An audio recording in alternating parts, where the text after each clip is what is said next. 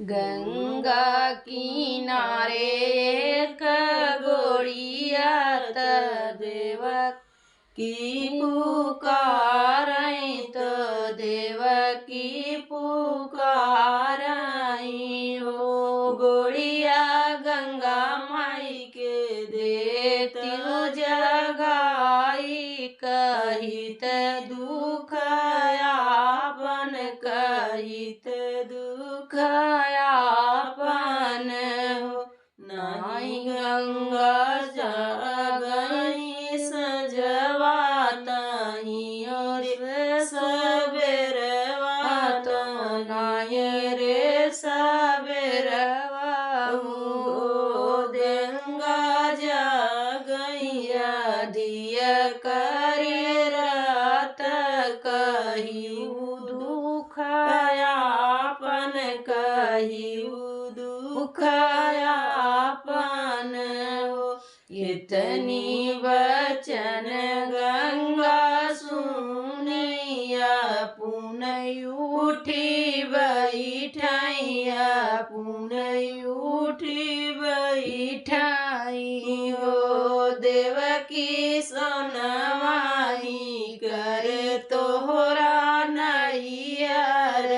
रूपे कई के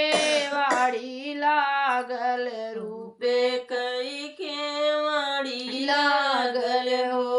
देवकी पढ़ला पंडित तोहरा रामा कवन दुख रोबू कवन दुख रोबू नाई करे मोरा नैहर रूपे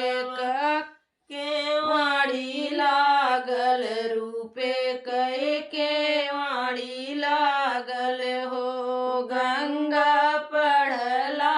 पंडित हमरा रामा को किया दुख रोबई को किया दुख रोबई हो सात गर्भ अवतार सातहु कंसा मारई सातहु कंसा मारई हो गंगा नठवा गर्भ तैयार उहु कंसा मरी है उहु कंसा मरी है कहिया ही के रतनार कहिया नहानी तो कहिया नहानी हो देवकी कहिया के गर्भा तोहार कहिया रामा जनमई कहिया रामा जनमई क्वारही के रतनार कार्तिक नहाने तो कार्तिक नहाने हो गंगा गहन के गर्भा हमार भदौआ रामा जनमई भदौआ रामा जनमई तोहरे त होई है बेटा हुआ जोध कई बेटिया तोहरे त होई है बेटा हुआ जोधिया के मालिक जोधिया के मालिक हो देवकी जसदा के होई है बेटिया बदल हम देवई बदली हम देवई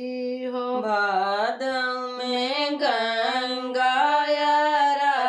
छोड़िया वरऊ कर छोड़बू अवरऊ कार छड़े हो गंगा कैसे पठबै बाँस देवा बदली तू दे